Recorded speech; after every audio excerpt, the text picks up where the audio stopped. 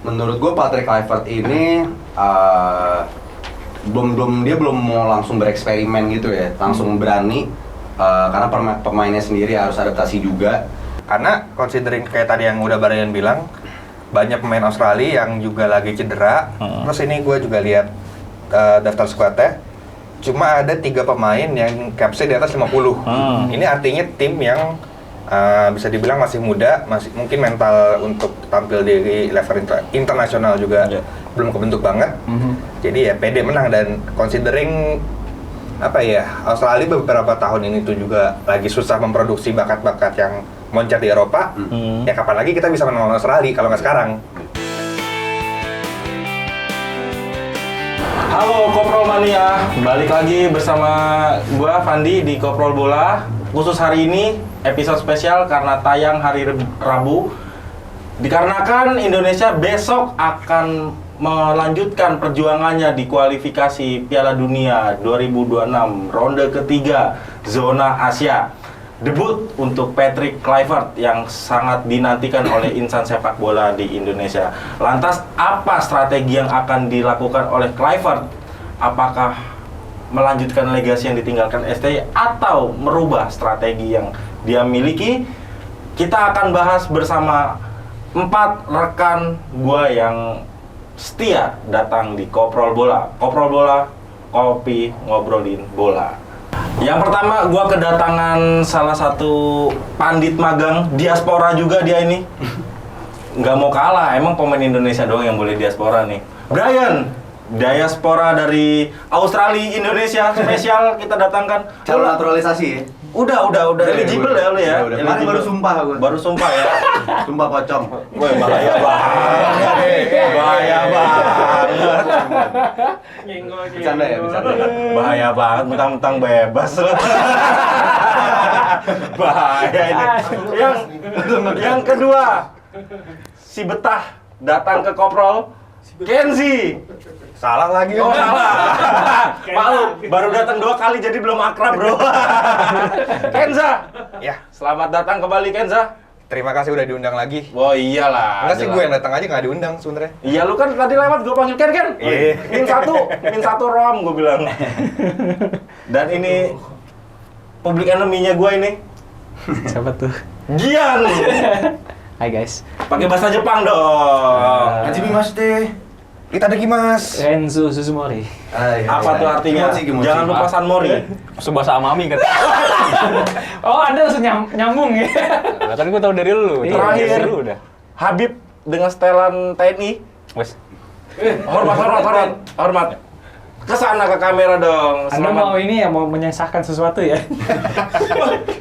Kemarin habis dari hotel yang di Senayan ya. Oke. Ini Ini bahasan Sermon. berat banget. Gue Inisial takut F. di channelnya hilang Inisial ya. F. Kalau misalkan ngomongnya kayak gitu ya Inisial F. kawan-kawan. Kita mau bahas apa sih teman-teman? Bahas formasi ya guys ya. Oke, kita langsung aja ya. Dari segi ini nih, pandit diaspora gue nih. Oke. Kira-kira nih 3-4-3 atau 4-3-3 yang akan digunakan oleh Patrick Kluivert untuk bersua lawan Australia? Kalau dari pandangan gue sendiri ya, yang gue analisa, menurut gue Patrick Kluivert ini belum mau langsung bereksperimen gitu ya, langsung berani karena pemainnya sendiri harus adaptasi juga. Ya kita berharap pemainnya bisa cepat mengimplementasikan sih apa yang dituangkan sama Patrick Kluivert dan jajarannya dan juga staf pelatihannya. Baru juga kemarin masuk Jordi Cruyff. Iya. Dan semoga kita bisa melihat formasi total football ya. Semoga. 3-3, tapi gue nggak mengekspektasi terlalu tinggi. Yang jelas kita udah bisa nahan imbang aja Australia, satu bisa nge-keep up sama temponya mereka. Udah Itu bagus nih. udah oke sih. Oh, berarti secara nggak langsung lu mengatakan bahwa Indonesia bersama Patrick Kluivert ini akan condong menggunakan 4-3-3. Ya, untuk gambarannya sih seperti Untuk itu. gambaran, Untuk gambaran kasar gue seperti itu. Tapi kita harus nantikan juga ya nanti tanggal 20. Itulah yang kita prediksikan selama ini. Ya. Entah akan dia pakai total football apa masih mengikuti formasi yang lama yang diwariskan oleh STY, ya kita nantikan nanti tanggal 20. Oke, kalau dari lu Ken? Kalau gue juga sependapat sama Brian, karena kalau ngelihat track recordnya Kluivert dari di Adana Deli Sport, dia juga jarang pakai formasi 3 back, malah yang seperti ini 4-2-3-1 atau 4-2-1-3 yang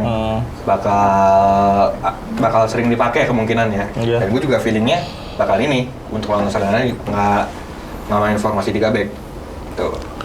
Dari langsung ke Habib dulu dah ya. Lu Bib, kira-kira Kluivert bakal 4-3-3 atau 3-4-3 atau ada formasi lain? Nggak, menurut gua ya berhubung pelatih Kluivert waktunya mepet ya, semenjak dia ditunjuk jadi pelatih kan praktis dia nggak bisa bereksperimen lebih banyak nih. Iya. Apalagi tuntutan dan tekanan masyarakat cukup besar kan, agar kita bisa lolos. Jadi gue cukup yakin kalau Kluivert nggak beda jauh lah sama apa yang diterapin STI sebelumnya. Jadi lebih ke main aman, jadi 3-4-3 lebih make sense sih. Apalagi 3-4-3? Iya, apalagi dengan tambahan pemain yang kita dapatkan, ada tambahan pemain bertahan juga kan. Jadi gue rasa itu lebih make sense aja daripada harus ganti-ganti strategi kan. Dan pastinya pemain juga udah lebih terbiasa dengan strategi itu. Oke, last man standing. Gian. Ini dia.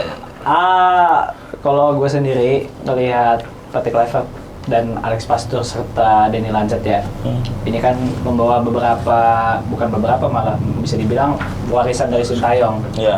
Hampir sekitar 90% ini kan pemain-pemain lama yang dipanggil lagi kan. Iya. Mungkin netizen bakal expect-nya bakal banyak muka baru, tapi menurut gua ini udah keputusan yang bijak lah dilakukan oleh Pelatih Kluivert dan juga para staff, di mana laga lawan Australia dan juga, khususnya laga lawan Australia besok ini kan waktunya mepet banget. Iya. Persiapan itu paling cuma 3 hari doang lah. Para pemain baru nyampe sekitar tanggal 17 kemarin. Iya. Dan kalau mau dirombak dari segi formasi, segi permainan itu bakal butuh waktu banget. Sementara kita di sisi lain butuh poin. Iya. Kita kan target lolos Piala Dunia. Jadi kalau kita melanjutkan apa yang Sintayong bawa sebelumnya untuk laga menghadapi Australia besok, itu menurut gue hal yang wajar. Jadi gue sih nggak expect kita bakal main 4-3-3 tapi bakal main 3-4-3 lagi, itu udah pasti. Paling cuma pergantian pemainnya ya beberapa doang lah, 2 atau 3 lah. Tapi secara gameplay dan juga style of play-nya kayaknya belum akan beda jauh. Oke, berarti ini 2 versus 2 ya, bisa dibilang kayaknya duduknya ketukar deh. 4-3-3 silang-silang tuh main banget ini teman-teman gue ini. Nggak apa-apa, kita kan bebas berpendapat di sini. Bebas. Apapun kita terima kok. Tapi lu bukan pemain bola bro, dulunya bro. Iya. Episode ini non-blok episode ini. Episode non-blok. Lu nggak boleh ngeritik pemain kalau lu belum pernah main bola kayak. Apalagi kita bukan pelatih. Ada tuh mantan pemain bola yang jadi komika tuh. Wah,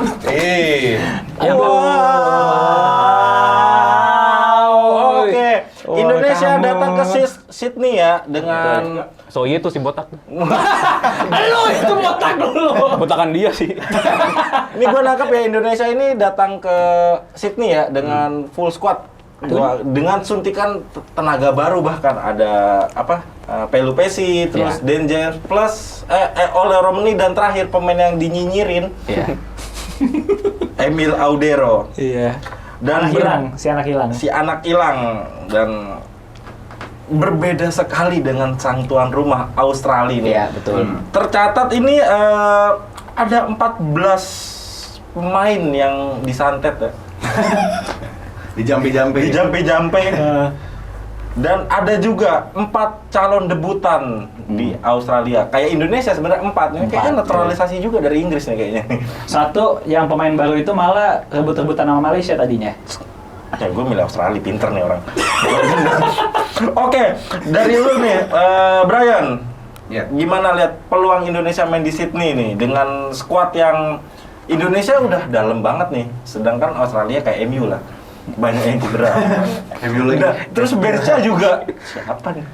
Atau lama samain sama Madrid gitu yang cedera-cedera juga ya. Iya. Ya gue MU aja. Gimana? Peluang Indo. Peluang Indo lah, kita kan orang Indo. Apa lu masih hati lu Australia? Nah, gue 80% Indo lah. Woi.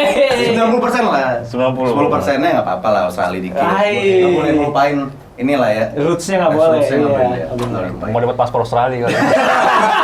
Biar working holiday bisa ya. Berharap tipis kan. Biar kuota hajinya gede. Nah, Kalau gue sendiri yang gue lihat peluang Indonesia ini cukup realistis untuk kita mendapatkan at least 1 poin ya. Karena seperti yang kita lihat, skuad Australia ini pincang banget, handicap banget. Kita bisa melihat ada nama-nama penting yang nggak ada di situ juga, seperti Ari Sultan. Ya. Ada Riley juga, McGree. iya. Nestor Irankunda, ada juga pemain-pemain yang biasa reguler dipanggil seperti Mitchell Duke, Jordan Boss, ya, Matt Welecki juga yang banyak gol yang krusial juga ya. Dengan skuad Australia yang sedang pincang ini, gue harap dan gue ekspektasi Indonesia bisa memberikan perlawanan sih ya, perlawanan yang sepadan gitu. Apalagi kita udah banyak perubahan selama ini lewat dinamika pelatihannya juga udah diganti, staffnya dan lain-lain ya, harusnya kita bisa memberikan perlawanan yang sepadan ya. Angin segar lah dengan pergantian ini. Ya, gue expect 1 poin sih. 1 poin ya, sharing lah, enak lah. Sharing. Indonya dapat poin, Aussie dapat poin. Kalau gue gitu aja. Kalau 90% 10%, Harusnya poin. Indonya teriak lah. Kalau itu Harapannya lebih Indo 3 poin. Harapannya sih itu. Sharing is Tapi kalau caring. sharing poin pun nggak apa-apa lah. Asal jangan sharing poin sama Bahrain. Iya, amit gue juga. Amit-amit jangan sampai. Lu gimana Ken? Buat main di Sydney dengan kondisi yang berbeda total banget nih, pincang sama full tim nih Gue Indonesia. malah pede bisa menang. Karena considering kayak tadi yang udah Brian bilang, banyak pemain Australia yang juga lagi cedera. Terus ini gue juga lihat daftar squadnya, cuma ada 3 pemain yang capsnya di atas 50. Ini artinya tim yang bisa dibilang masih muda, masih mungkin mental untuk tampil di level internasional juga belum kebentuk banget. Jadi ya pede menang, dan considering apa ya, Australia beberapa tahun ini tuh juga lagi susah memproduksi bakat-bakat yang moncer di Eropa. Ya kapan lagi kita bisa menang Australia kalau nggak sekarang? Iya. Kayak ketimbang imbang, gimana kalau ngincernya menang sekalian? Bib, gimana Bib? Kamu ngeliatin apa tadi? Peluangnya Bib. Emang ada kolak sama nggak ada? Bakwan. Ya menurut gua dengan skuad Australia yang nggak full tim ya, Iya. dan Indonesia bisa dibilang full tim plus ada amunisi baru, ya otomatis kan kita berharap wajib membawa pulang poin nih. Iya. Tapi berkaca dari yang gue bilang tadi di awal, kalau Patrick Rafat ini masih pelatih baru kan. Iya. Lagi-lagi pasti pemain harus ada adaptasi lah. Adaptasi, dan di satu sisi Australia juga pasti gengsi dong. Mereka main di kandang tapi kok mereka nggak bisa meraih kemenangan. Apalagi pas mereka away ke GBK itu cuma 0-0 kan. Iya. Pasti mereka ada misi lebih lah untuk bisa 3 poin. Nah, tapi Indonesia juga harus pintar-pintar nyari peluang juga nih. Kan dengan banyaknya absen pemain inti di Australia, pasti Indonesia bisa inilah apa namanya, berharap lebih harusnya kan. Iya. Tapi harapan gue sih semoga ya 1 poin is enough sih untuk bisa bawa 1 poin dari Australia, away ke Australia. Karena meskipun mereka lagi pincang, tapi kita nggak bisa anggap remeh juga nih. Australia tim langganan Piala Dunia, dan apalagi ada dukungan dari supporter tuan rumah, itu kan ada satu X factor di situ ya. Jadi menurut pemikiran gue sih hasil draw itu lebih masuk akal sih untuk saat ini. Oke, langsung ke pertanyaan selanjutnya ya. Oke. Ya, lanjut. Enggak lah ini. Oh ya. Parah. El fenomeno gua nih harus mulai. Gimana lagi? Tanya ntar ngambek nih. Ngambek gue? Ya. Nggak ada canda gue.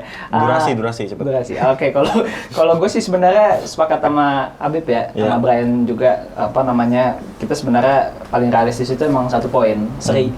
Menang kalau yang kayak Kenza mau juga nggak salah sebenarnya, karena emang sebenarnya Australia ini emang lagi pincang banget. Bahkan dari 14 pemain yang absen besok, itu hampir setengahnya itu pemain inti loh. Iya. Circati, Eric Sutar, Jordan Boss, Keanu Bakus, terus ada Riley McGree, Aiden Hustik, dan Mitchell Duke. Itu kan nama-nama lainnya ya. Dan tapi kalau mereka tuh emang beneran inti banget Iya. di tim Socceroos ini.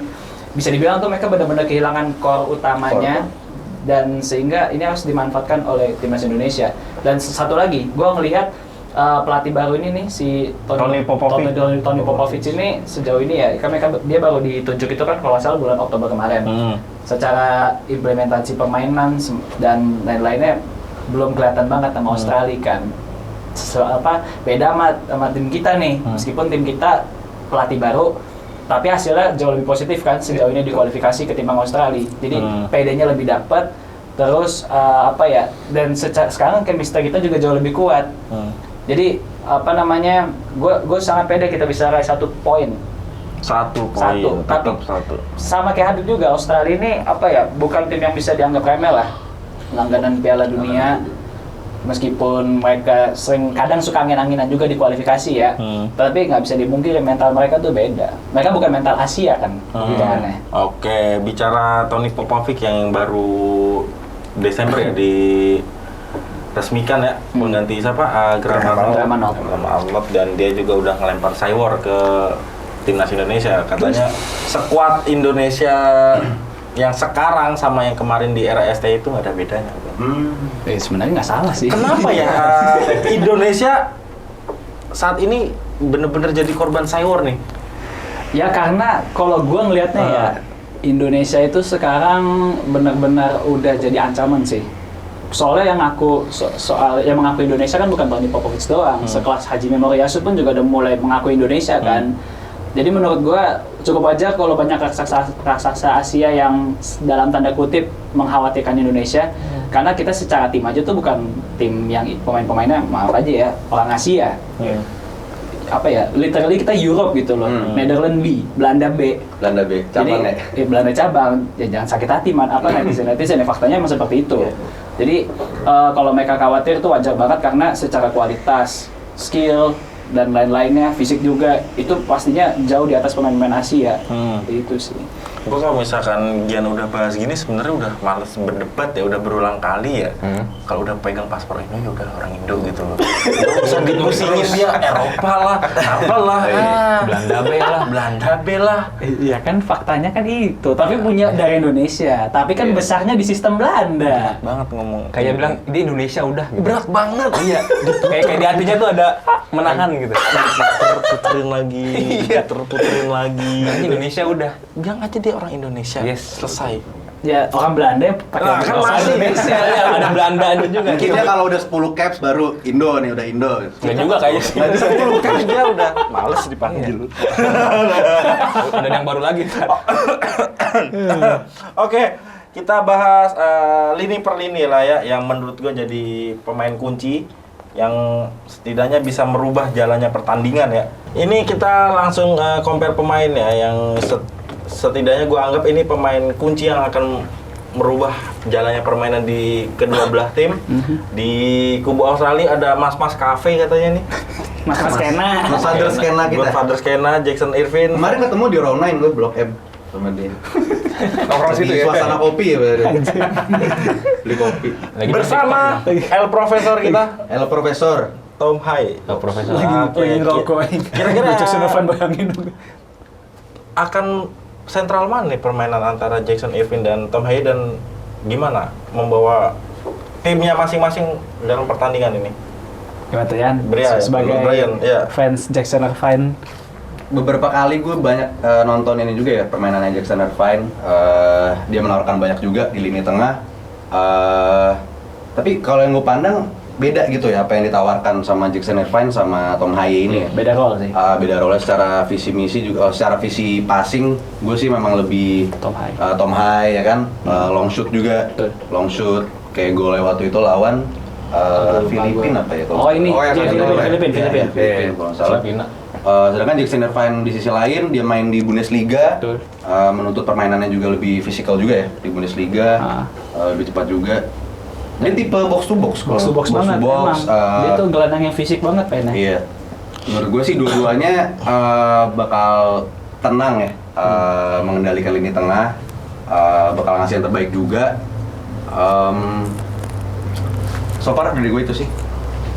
Dari Tom Hai-nya berarti jadi yang gue tangkap nih gaya bermain mereka tuh beda ya. Kalau menurut gue gaya bermain mereka beda sih. Role-nya beda. Dari segi profil dari liganya pun juga beda ya. Kalau Tom Hai juga main di Eredivisie juga, total football juga yang lebih mengedepankan posisi free flow ya. Free flow juga. Kalau Jackson Irvine ini di Saint Pauli ya. Iya. Itu permainannya memang lebih ngotot juga sih kalau yang gue lihat ya. Box itu. Tapi kalau dilihat dari profilnya ya, emang sebenarnya gelandang-gelandang Australia ini hampir nggak ada sih yang benar-benar kayak di playmaker kayak Tom Hai. Iya, betul. Kayak misalkan ada, kalau let's say misalkan ada Riley McGree meskipun nggak dipanggil ya, dia kan gelandang juga. Tapi profilnya mirip-mirip kayak Jackson Irvine. Iya. Sama Keanu Bagus, gelandang bertahan tapi benar-benar nomor 6 banget. Ya kan. Terus nama-nama lainnya juga ya siapa nggak ada lagi gitu loh. Maksud gua Tom Haye ini kalau kita bandingin sama lini tengah di Australia, emang sebenarnya udah beda gaya main. Betul. Dan itu yang bikin kita unik nih. Iya. Karena kita punya di playmaker, sementara mereka tuh gelandang nomor 8 punyanya ya. Iya, benar. Box to box. Box to box banget, iya. Tapi ya, menurut gua Jackson Irvine ini tetap nama yang wajib diwaspadai juga ya, karena beberapa kali juga kok gua nonton Australia, dia itu tiba-tiba suka ada di kotak. Ini Betul, yang bahaya betul, nih. itu dia. Box straight-nya dia ini nih. Lawan Indonesia dia golin kan? Enggak, bukan. Oh iya, benar. Lawan golin Waktu Indonesia. Asian Cup ya? Piala Iya, Asia. Iya, Asian Cup, Piala Asian Cup Asia ya. Ya, Ya, maksudnya dia di dalam box juga. Iya. Dia muncul aja. box straight on the box ini Iya. bahaya dia tuh. Bener-bener. Wah, Datang-datang gini, kopi. Terlena pemain kita.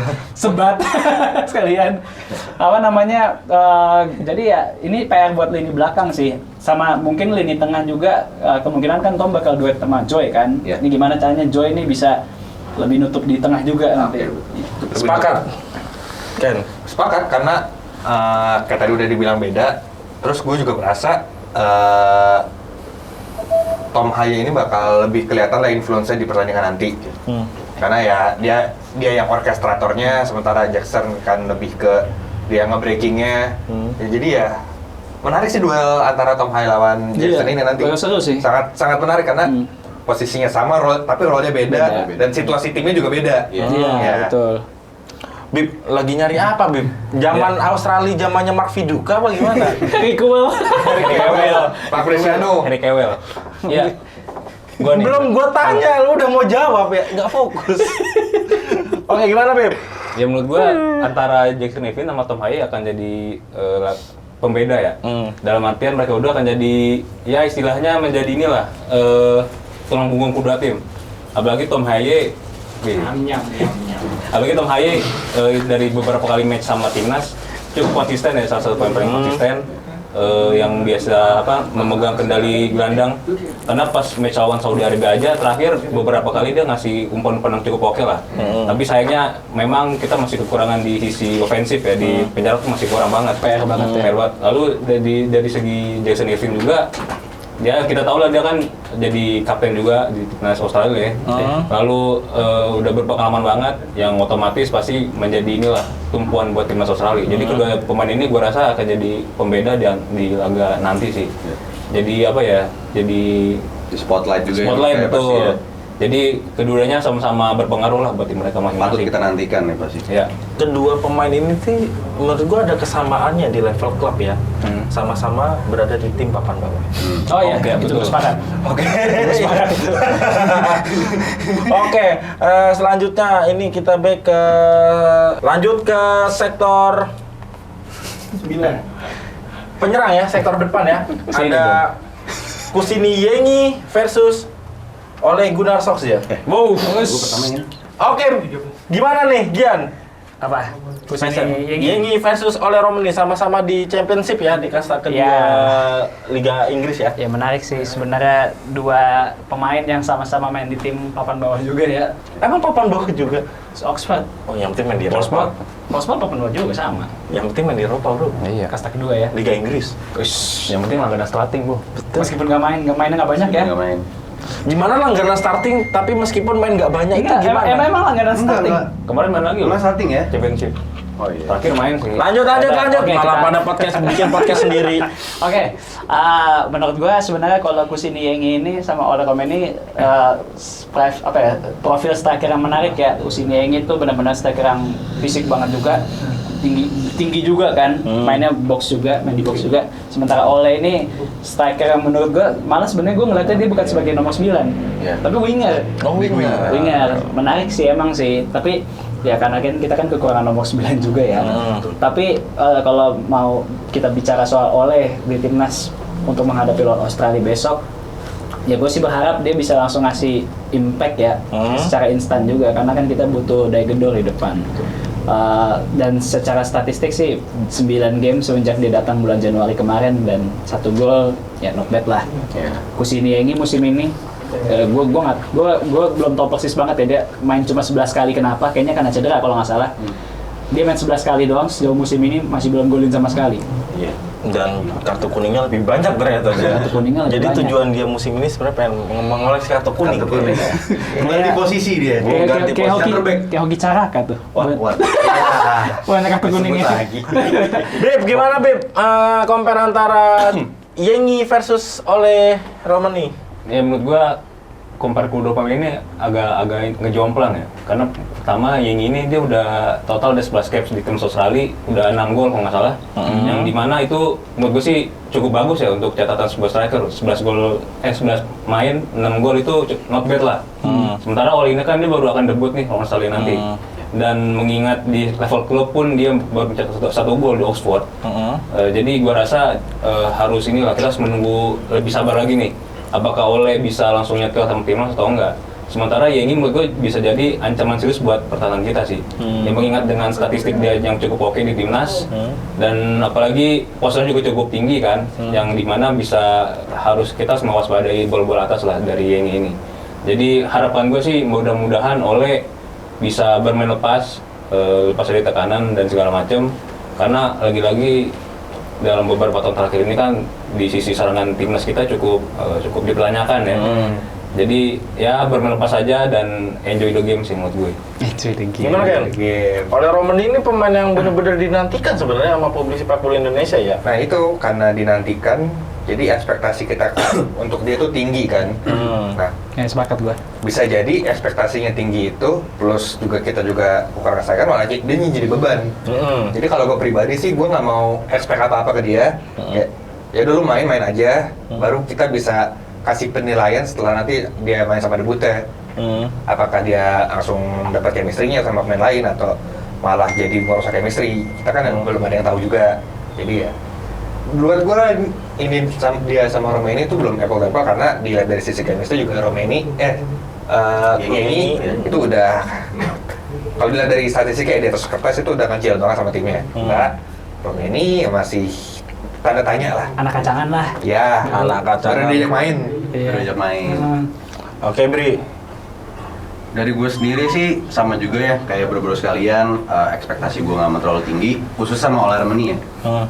Tapi yang gue harapkan sekali lagi, ya kita namanya fans, pasti kita punya harapan, punya ekspektasi.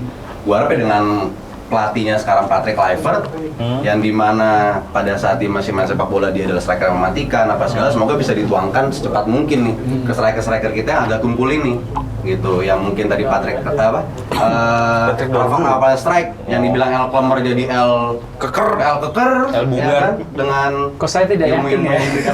kayak ya gue juga gak yakin Sama si sih, tapi Quentin kita harap Jacob aja. itu Iya. digenjot. Jangan tadi makan netizen kalau bercandain dia lagi. Lanjut. Ya kita berharap semoga Ole Romani bisa menunjukkan kualitas terbaik sih nanti. Kita nggak mengharapkan dia langsung golin, langsung asis, yang realistis aja. Semoga work rate-nya juga bagus. Ya. Sama seperti Strike juga yang dia kan track back-nya bagus juga ya. Apa Strike itu salah satu nilai plus dia. Oh ya, dan Strike juga main di Australia juga kan, jadi Iya. apa ya, nggak asing lah sama lawan-lawannya. Asik sama lawan, betul. Tinggal di Australia sih, orang di Brisbane udah jarang main dia. Ya kan? Tinggal aja ya. Pet nih. Brisbane juga tim papan bawah ya ternyata ya. Papan bawah kalah terus. Hobi ya? Hobi. Aduh, emang kalau bahas pemain Sama, kita tuh nggak ada habisnya sebenarnya. Apa? Gian mau ngomong apa? Nggak, maksud gue sama kayak Persija lagi kalahan. Persija lagi sih. Kok tau jadi Persija tuh gimana? Mentang-mentang sama Ownernya- Ownernya kan sama. Dan terakhir nih ya, posisi yang paling sentral, penjaga gawang. Si anak hilang. Pemain yang satu punya pengalaman di Serie A dan yang satu bisa dibilang hanya numpang lewat di Australia. Di Italia. Itali. Kiper dari Australia, Matthew Ryan. Iya. Gimana penampilannya menurut lo dan apa dampaknya Siapa? untuk timnas Australia? Ryan? Untuk timnas Australia ya, Matthew Ryan ini kita namanya udah nggak asing ya. Dia udah terakhir kali World Cup terakhir juga dia starting kipernya juga, menunjukkan performa yang impresif juga lawan Argen waktu Messi menang World Cup itu. Sekarang dia main di Arsilang sejak juga. Penampilannya impresif, capsnya juga. Pernah main di Valencia juga, pengalamannya. Valencia, Arsenal, AZ, Roma. Iya. Pengalamannya segudang banget ini kiper, nggak Brighton perlu ya? kita raguin lagi. Betul. Paling topnya di situ. Kalau dibandingkan sama Emil Aldero ya seperti yang kita tahu, Emil Aldero banyak kan dia seperti di Inter dia kan sebagai kiper mengganti ya. Kiper pelapis. Kiper pelapis. Sekarang pun di Sekarang Palermo inti ya. Inti. Ya, di Palermo inti ya. Bagus juga sih ya, untung sekarang inti bisa mendapatkan waktu main lebih banyak. Cuma kalau untuk kita comparing Matthew Ryan sama Emil Audero, gue masih Matthew Ryan sih ya, Matthew Ryan gitu. Berbicara lah pengalaman dia juga. Iya, kelihatan. Ya kan. Meskipun raihan trofi kalau kita lihat memang Emil Audero lebih bervariasi. Iya, dia digendong kiper lainnya Iya. soalnya. Cuma tetap kita harus apresiasi di akhirnya Ngangkat Serie A. akhirnya juga naturalisasi. Pemain pertama Indonesia, Bro, yang ngangkat Serie yang A. angkat Serie A. Faktos. Catat. Yang angkat apa? Serie A. Scudetto.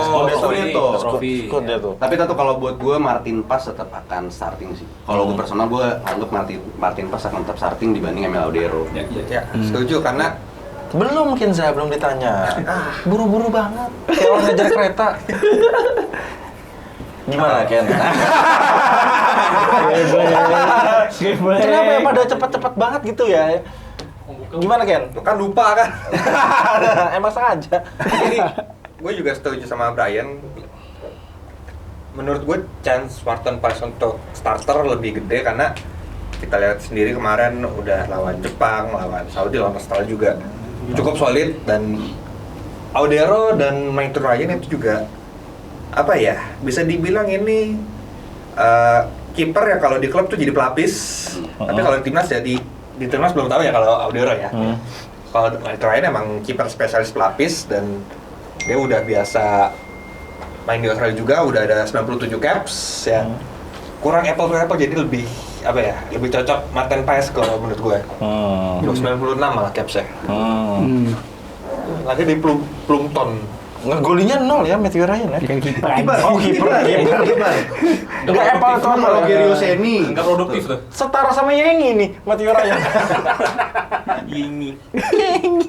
Kenapa gua naruh Emil Audero? Karena Emil Audero nih di tengah proses naturalisasinya udah selesai nih, jadi sorotan besar karena masa lalunya. Yang gimana tuh masa lalunya? Ya ada gitu lah ya. dan juga dia juga kan pernah bermain Yang di Serie A. mimpinya banyak banget ya. Ya, Yang katanya jadi suksesor dari Buffon ya. Katanya. pada saat itu, di kala itu. Oke, kalau lu bebas deh, Bib, lu mau compare Matthew Ryan atau sama Martin Paes? Soalnya dari tadi mereka bilang tidak apple to apple terus nih. Nadio. Iya. Apa deh? Ya, tapi gue setuju sih, maksud gue si siapa namanya, Emil Audero. Ya oke lah, dia kita lihat trofinya cukup berjejer nih di transfer market ini kan. Ya tapi lagi-lagi itu kan karena dia kebanyakan cadangan juga. Nah berkat apa tim dari intinya, dia nggak main tim inti kan. Lalu kalau Matthew Ryan, dia memang nggak secemerlang si Emil Audero nih trofinya, tetapi dia selalu jadi langganan inti di klub-klub di Eropa, kayak itu Brighton, Valencia sempat di Arsenal loan juga pas zaman Covid. Terus sekarang di Lens, bahkan sekarang di Lens udah punya 4 clean sheet dari 6 game kan. Yang dimana menurut gua di sini pengalaman berbicara sih. Oke. Sama ya kayak apa, kalau gue mau sedikit nanggepin ya, sorry ya. Emil Audero itu jadi pelapisnya kiper yang emang bener-bener top. Di Juve Buffon. Di Inter Sommer. Sedangkan Matthew Ryan pun di Arsenal nggak dapat tempat kan? Ya kan emang didatengin buat jadi pelapis. Enggak sih, cuman berapa bulan gitu. Iya, Soalnya waktu tetap itu aja dia. Lalu cedera, siapa gitu. Dia di Roma juga pelapis, tahu gue. Emang didatengin buat jadi pelapis. Ya iya, berarti apa bedanya sama Emil? Tapi di Lens dia main. Di mana? Di Lens. Nah, kalau ini dia di Sampdoria kita compare-nya. Nah, tapi Sampdoria Serie B. Palermo ya? Palermo, sorry, Palermo. Enggak pas di Sampdoria. Sampdoria, oke. Iya, maksudnya kalau gue bilang apple to apple ya karena emang sebenarnya mereka level tim apa? Pemain papan tengah gitu loh. Gue ngebela lu deh kali ini deh. Kalau gue sebenarnya Tar dulu Gi. kenapa tuh? Mau ngebela gue kan? Kalau gue sepakat sama lo, mereka bisa di-compare karena sebenarnya mereka ini kiper yang bisa dibilang cukup jadi andalan juga lah di klub ya. Iya. Kayak misalkan Audero itu sempat loh 5 musim dia ngegendong Sampdoria, lu bayangin. Nah iya. 5 musim dia ngegendong Sampdoria. Meskipun di musim terakhirnya kalau nggak salah Sampdoria turun kasta. Tapi nggak bisa dipungkiri bahwa kualitas Emil Audero ini udah Serie A proven. Jadi layak lah kalau dibandingin sama Matthew Ryan ya. Sementara Matthew Ryan juga kipernya benar-benar udah terbukti di level internasional, khususnya di Asia, yang sesuai Kenza bilang juga 97 caps itu udah bukti. 96 ya, sorry ya. 0 gol. 0 gol. Dan satu-satunya kiper Australia bisa bawa mereka juara Piala Asia. Dia doang kan. Meskipun dia secara tinggi tuh nggak ideal, Nggak ideal, ya. 184 meter doang. Iya. 184 cm. 4 senti ya? Iya, maksudnya nggak tinggi lah. 1,84 meter. Iya, 1,84 meter lah, nggak tinggi dia kan. Tapi dia bisa jadi kiper andalan di Brighton, AZ Alkmaar, di Lens, terus sempat di Valencia, kayak Sociedad juga pernah kalau nggak Sociedad, salah. tapi nggak sering main. Ya, Dia pokoknya yes. paling banyak main tuh di Brighton, Valencia. AZ Alkmaar, sama Genk. Kalau nggak salah Genk itu hampir 25 game. Itu kan sebenarnya udah menunjukkan bahwa mereka ini kiper yang cukup kredibel lah ya. Apa bukan kiper yang kacangan. Mereka mungkin bukan main di tim top, tapi mereka bisa mengangkat tim-tim papan tengah, ya kan? Di AZ aja si Ryan bisa ngebawa sampai semifinal Conference League, not bad. Gue dengernya Raya anjir. Kok beda, jangan bandingin. Saya udah top. Gue agak fobia. Enggak, gue nggak sepakat kalau Kelas itu. dunia itu. Enggak, gue nggak sepakat. Jadi Ya. apa namanya? Satu lagi yang paling penting, kenapa mereka layak di compare? Karena mereka sama-sama Serie A proven. Ya kan? Ryan pernah main di AS Roma, sementara Emil Laudero ya kita tahu udah sangat proven di Sampdoria selama 5 musim. Jadi apa namanya? Gue sih malah sebenarnya menantikan duel Ryan dan Emil sih. Iya. Karena gue sebenarnya mungkin ya, kalau kita nggak bicara soal caps dan pengalaman, tapi secara skill, gue masih pede Emil ketimbang Martin Paes. Wow, statement yang cukup apa ya?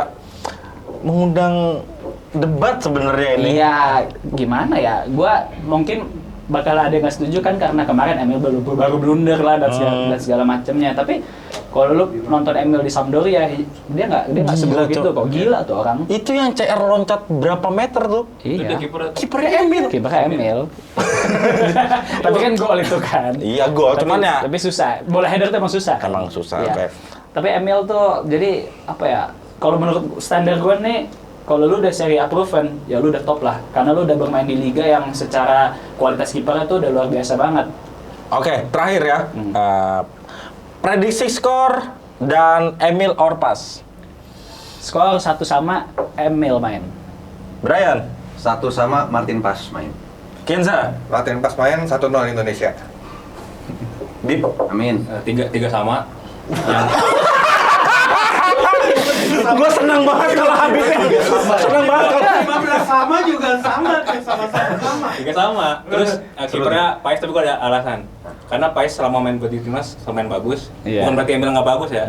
Tapi untuk saat ini lebih adil kalau Paes main dulu. Iya, kalau kita bicara caps dan pengalaman ya. Iya. Mungkin someday Emil bisa main. Tapi untuk saat ini gue Paes dulu, masih Paes. Lebih ke kalau nggak rusak ngapain dibetulin? Iya betul. Emil udah pernah nge-stop tendangannya Messi belum? Belum kan? Martin Paes udah, Bos. Martin Paes udah pernah, betul. Martin Paes udah Tapi pernah nepis. Martin Paes belum pernah ketemu Cristiano Ronaldo kan? Belum pernah. Nah, udah. lagi-lagi bandangnya CR lawan Messi. Salah topik. Salah topik. Tapi Emil kebobolan sama Ronaldo. Kalau gua Pas udah pernah 0-2 Emil. 0-2 kalah berarti. menang. Menang dong kan kita away.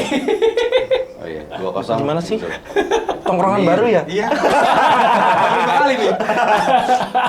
Lu jangan ke GBK tanggal 20. Enggak, takut. Ya kan mainan di Ngapain sini. takut orang main di Sydney? Tahu kan diculik. Saran gue itu aja. Oke. Buat netizen Koprol Bola, gimana pendapat kalian? Siapakah kiper yang layak menjaga lini terakhir timnas Indonesia dan berapa prediksi skornya? Jangan lupa like and subscribe agar channel kita berkembang dan jangan lupa untuk besok hari kalian dukung timnas Indonesia untuk menang lawan Australia. Kita Garuda mendunia Piala Dunia 2026. Hup, Indo, hup.